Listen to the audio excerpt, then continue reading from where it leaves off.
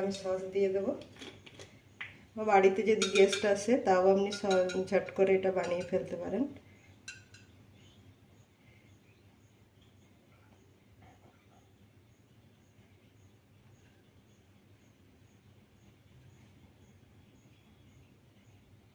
একটু স্মাইলি বানিয়ে দিলে বাচ্চারা খুব আনন্দের সাথে এটা খেয়ে নেয়।